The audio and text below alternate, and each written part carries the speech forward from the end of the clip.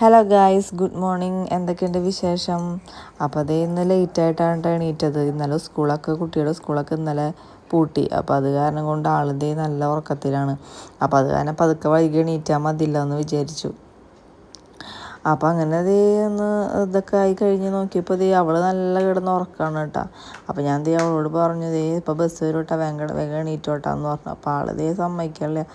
അവൾ എന്നെ തട്ടി മാറ്റി വേഗം കിടന്ന് ഉറങ്ങാണ് കേട്ടോ. അപ്പോൾ അതും പറഞ്ഞ് ഞാൻ അവിടെ നിന്ന് വേഗം എണീറ്റു.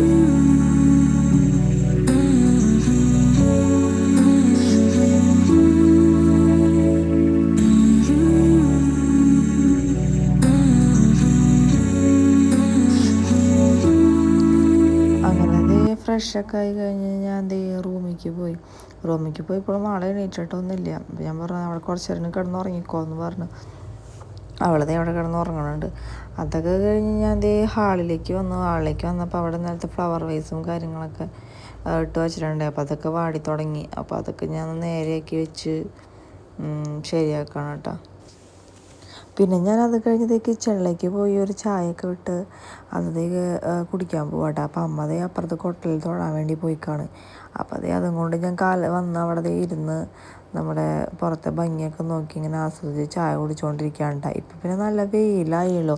അപ്പോൾ അതുകൊണ്ട് തന്നെ കാലത്ത് നല്ല വെയിലടിച്ചു തുടങ്ങി. അപ്പോൾ ചെടികൾക്കൊക്കെ ഇപ്പോൾ ഒരു വാട്ടം വന്നു തുടങ്ങി. കാരണം നല്ല പൊരി വെയിലാണല്ലേ.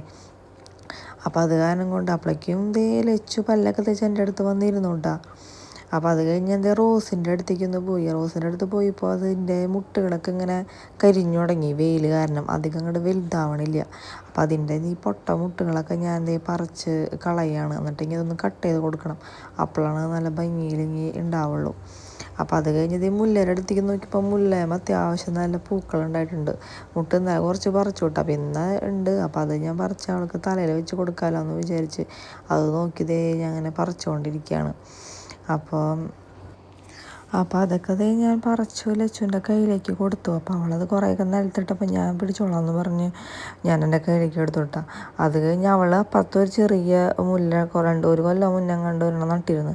അപ്പോൾ അതും ഒന്നോ രണ്ടോ മുട്ടുണ്ടായിട്ടുണ്ട്. പക്ഷെ അത് പറിക്കാനായിട്ട് അവൾ സമ്മതിച്ചില്ല.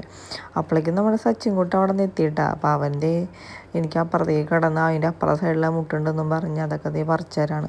അപ്പോൾ എല്ലാ സ്കൂളുകളും പൂട്ടിയിട്ടില്ല. അപ്പോൾ വണ്ടികളൊക്കെ പോകുന്നുണ്ട്. അപ്പോൾ അവരൊക്കെ നോക്കണുണ്ട് കേട്ടോ. അപ്പം ഞങ്ങളത് അതൊക്കെ പറിച്ച് കഴിഞ്ഞപ്പോൾ ഞാൻ വിചാരിച്ചത് കോർക്കാലോ എന്നും വിചാരിച്ച് ഞാൻ കോർക്കാൻ വേണ്ടി ഇരുന്നു കേട്ടോ. അപ്പോൾ ഞാൻ പതുക്കെ അത് കോർത്ത് കുറച്ചുള്ളൂ, അധികം അവൾക്ക് വയ്ക്കാനുള്ളതുണ്ട്.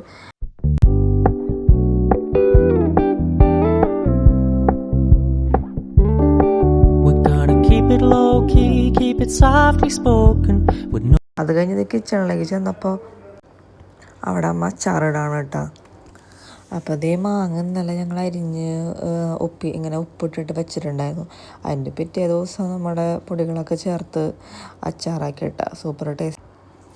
പിന്നെ ഉച്ചയ്ക്കത്തൊന്നും നടക്കാൻ നേരം കിട്ടിയില്ല. അപ്പോൾ അത് കഴിഞ്ഞ് വൈകിട്ടായി. ഇപ്പം ഞങ്ങൾ പിന്നെ ഉള്ള ചൂടല്ല, അപ്പോൾ ചായ കൂടിയൊന്നും ഉണ്ടായിരുന്നില്ല. അപ്പോൾ ഒരു അവക്കാടോ മേടിച്ചിട്ടുണ്ടായിരുന്നു. അപ്പോൾ അത് ഈ പിള്ളേർക്ക് ജ്യൂസ് അടിച്ച് കൊടുക്കാമല്ലോ എന്ന് വിചാരിച്ച് ഷേക്ക് പോലെ ഉണ്ടാക്കാമെന്ന് വിചാരിച്ചിട്ട് ഞാൻ ഐസ്ക്രീം മേടിച്ചിട്ടുണ്ടായിരുന്നു. അപ്പോൾ അതും മറ്റേ നമ്മുടെ അവക്കാടയും പാലും ഒക്കെ കൂടിയിട്ട് അടിച്ച് ഷേക്ക് പോലത്തെ ലൂസാക്കി എടുത്തു. അപ്പോൾ അതിന് ദാഹം തീരുമല്ലോ. നമ്മൾ ചൂടോടുകൂടി ചായ കുടിച്ച് കഴിയുമ്പോൾ ഭയങ്കര അസ്വസ്ഥതയാണ്. അപ്പോൾ അത് കഴിഞ്ഞപ്പോൾ സച്ചിൻ പറഞ്ഞത് അവിടെ കിളിക്കൂടുണ്ടെന്നും പറഞ്ഞ് നമ്മുടെ തൊപ്പിക്കിളി, ചെറിയ കിളി, അടക്കാക്കിളി അവിടെ കൂട് കൂട്ടിയിട്ടുണ്ട്. അപ്പോൾ അത്